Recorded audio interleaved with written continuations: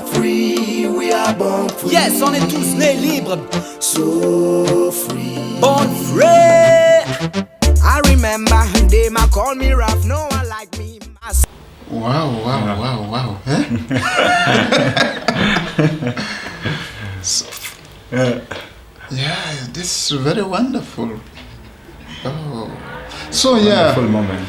Our friends, I don't know whether there is an enemy around, but we would be happy if we have an enemy around. Yeah. But in all, we are very, very excited to have you all here. And it's a different setting today. I think you were surprised to see this thing around, but recently we came in with a new program, and that is We Are Born Free Empowerment TV. And since we have this chance of We Are Born Free Public Gathering Saloon, we said why not we start. So that's why we included it in our program, and very many thanks will go to those who are supporting this program, most especially you, because without you we can't be here, and without We Are Born Free humanities, friends, we can't be here today. So, but we thank our friends we are in cooperation with VF. You know you should House always of help Resources. me. House of Resources. Okay.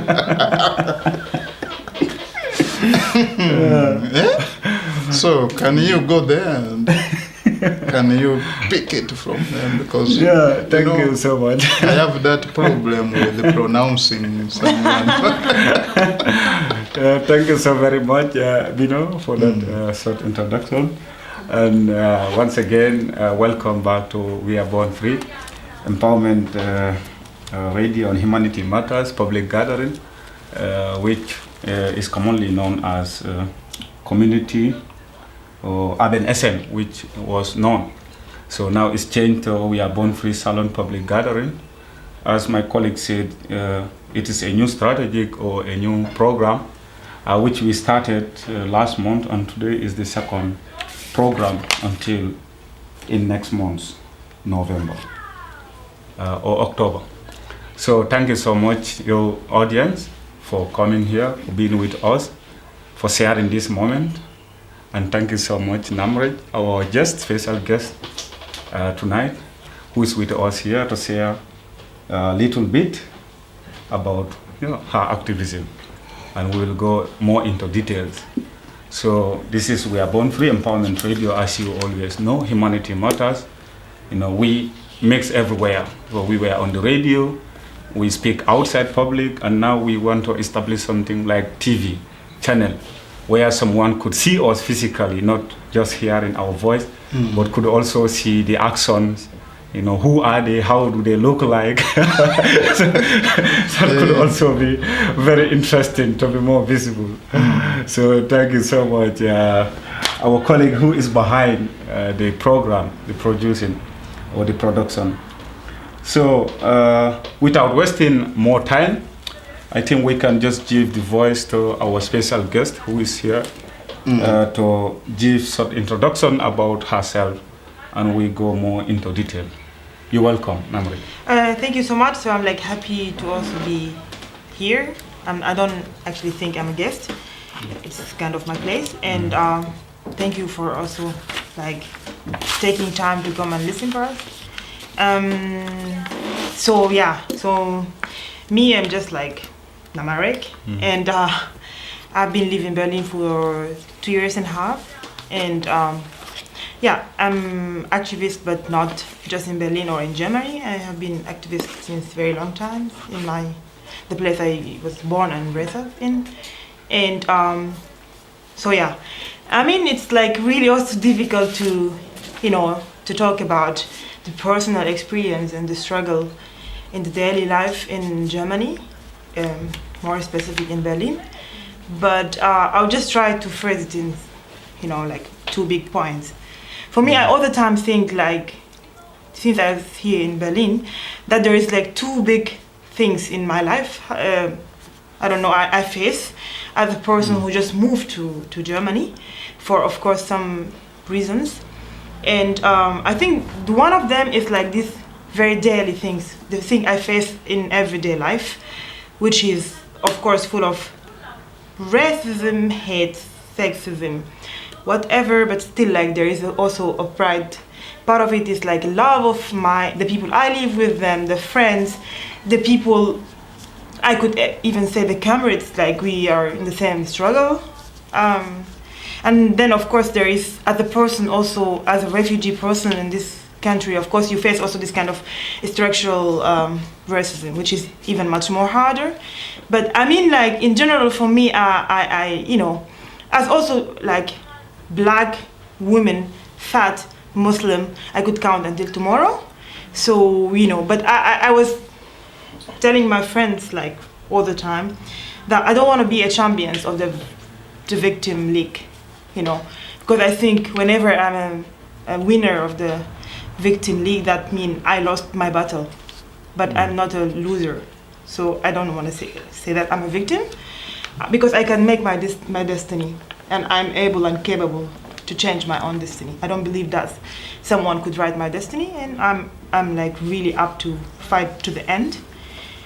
So of course, like from the like very small things, like when you go to buy some bread at some bakeries, and then the person behind the cashier don't want to give you the change in your hand because you're black.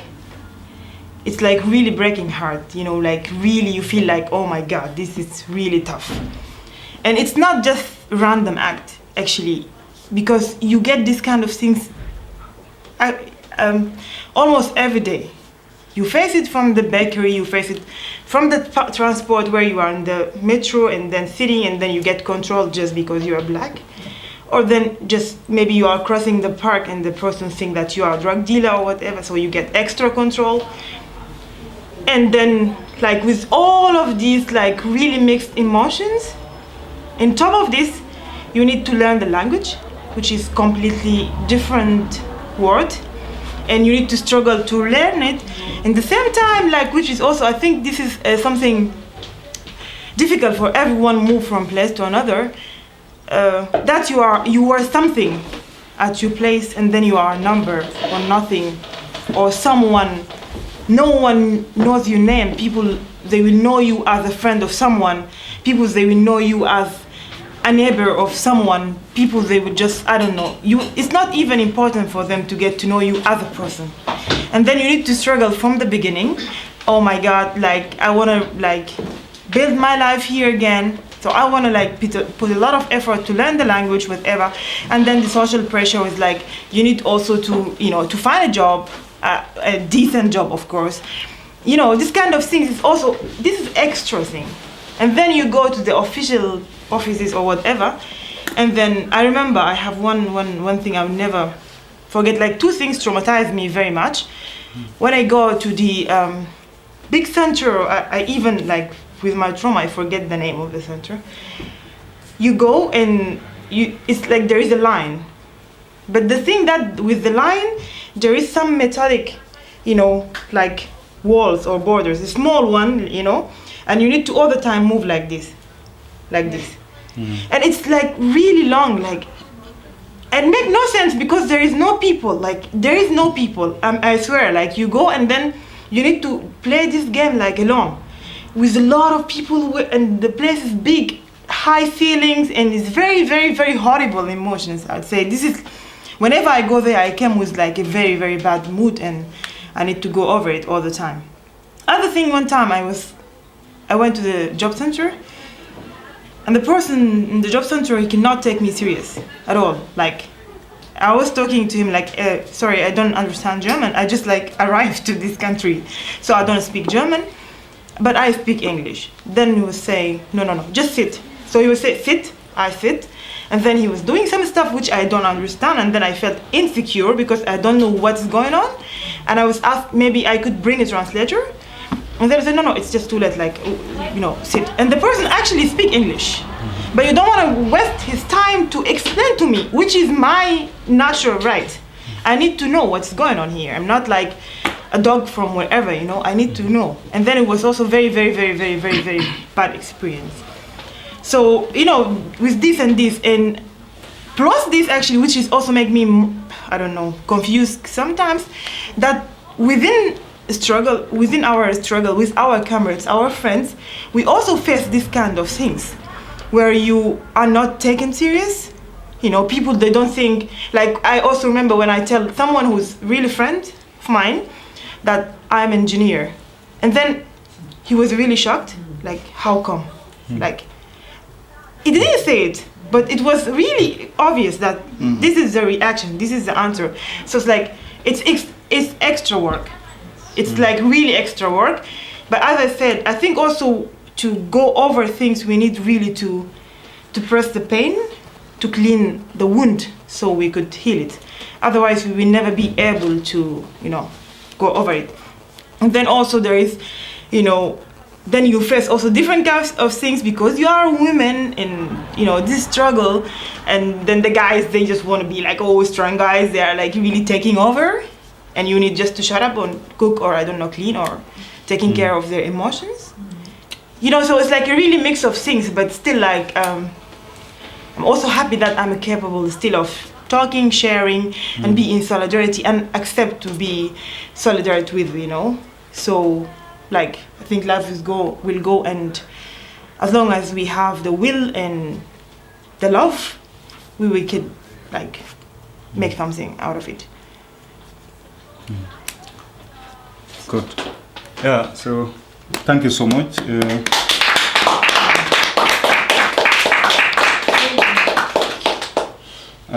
I just have one more question to ask. You spoke about the struggle, which is racism, hatred, and sexism. So, which are the main tools of activists, their struggle, main daily struggle, fighting against racism, hatred, sexism, being a woman. So from your own words, whenever you speak about this, what do you mean by this in your struggle? What are the main challenges of racism, hatred, and sexism, most especially sexism, as a woman, as an activist? I mean, like, I also think that most of the time, as a woman, we kind of share the same feeling, because even as a white woman, also you will face such sexism. But of course, like, in plus for the black women or women with color or something like this, if it's correctly if it's right to say it, we face sexism, and for me, I'm not like I'm not a loser, as I told you from the beginning. If someone like push me, I push them back. I don't play, really, honestly, I don't play. It's like, I'm a really nice person, I like to chill, I like to talk, I like to have fun, whatever, but I don't accept when someone disrespect me. Like, so for me, I think this is like really basics. If someone like treats you in disrespectful way, you should just say it like really loud and clear without any kind of, because otherwise if we keep it, we will just be like torture our own self. And I think we are capable of doing this. The second thing, which I also do, and I believe on that, whenever there is a woman or someone in need for, kind of support or, I don't know, solidarity or whatever, I think this is like really also very, very basic thing, that if I see some woman in the street crying, sometimes I don't want to also involve myself in the personal life of other people, but at least I will, like wait to see what happened with this person. Maybe it will need some help.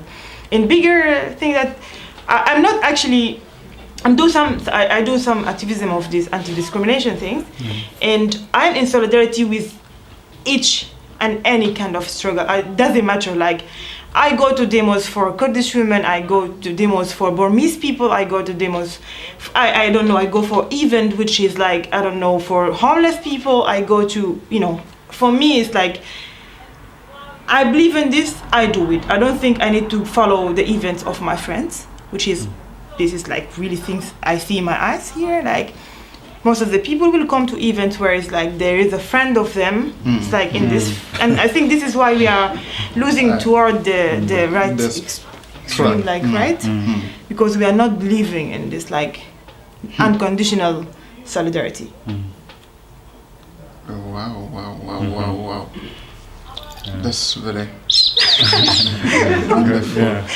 Yeah, I think I would like not to question you a lot, because our aim here, this is empowerment, and what we are trying to deconstruct is that some people see it on, even this maybe we will think about it again, how we can make it on one level. Yeah, we look very happy.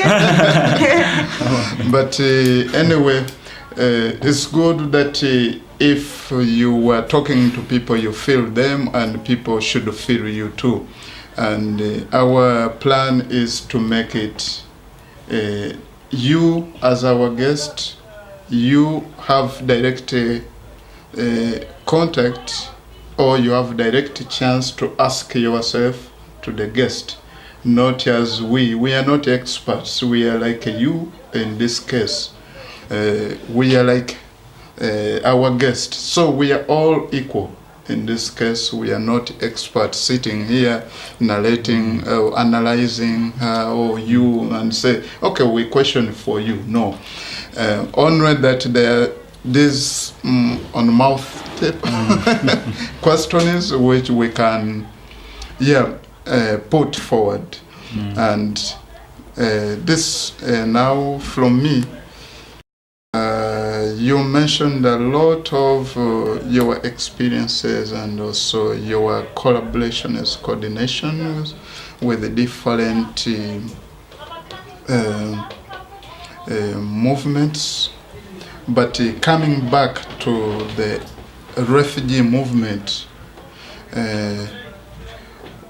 how have you tried to deal with these challenges, most especially in terms of sexism, or where also sometimes, as you said somewhere, that you could find that some guys also they want to give you their emotions, or they want at least to say, oh, maybe you're gonna take away my stress. So how have you really tried to deal with that challenge without breaking the relationship, as now we are, but having this pain and say, let us move to the right track? How? I mean, as I said, like I just moved to Germany 2 years and a half, and the refugee movement or struggle was already, big in Germany and or in everywhere. And so for me, it's like, as I said, I just try to be everywhere, not because I'm like having like a lot of spare time, but because I like to do this kind of things. I believe we need to do this. I think most of the time I try to talk to people, like, because also I feel actually kind of responsibility to to make like kind of outside reflection or something like this, for if I have like a people or persons with me in the same struggle, and then they do some like sexism, racism, whatever, like kind of discrimination, I try to talk with the person or the people, and then maybe we could just solve it, because sometimes people, they just practice these things without being aware of it. But then if I notice that this person is aware of it, then we could take it to next level, because we are collective. So and our work is actually the collective work. If we are individual, we are just like copying the capitalism, which is make no sense. So we need to work collectively. So we go to talk with other people who are in the same surrounding or the same struggle or whatever, and then we talk. Actually, I'm all the time trying to go to the end, not blogging people, like not just say like, hey, I'm sad, I'm angry, I'm out. No, because I also think that we have a lot of trauma, we have a lot of problems, we have a lot of things, and people are just angry, mad, people are just mad.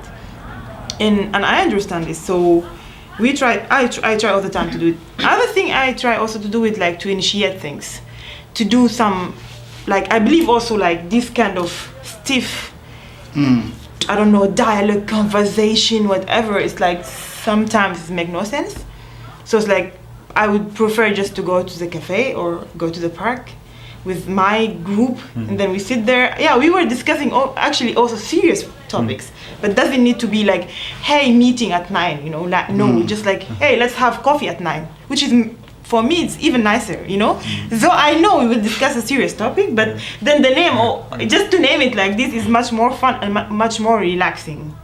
So try to do this kind of initiatives, you know, like talk with people, and Also like initiate things, whatever. Yeah, I mean, the football is like the love of my life. So Could you tell how you started it? yeah, I mean, I'm crazy about football anyway in general. Like, you know, I'm really sick about it. How old have you been when you started? Yeah, I was playing sports is very long in the place I born in, and I've been all the time following football.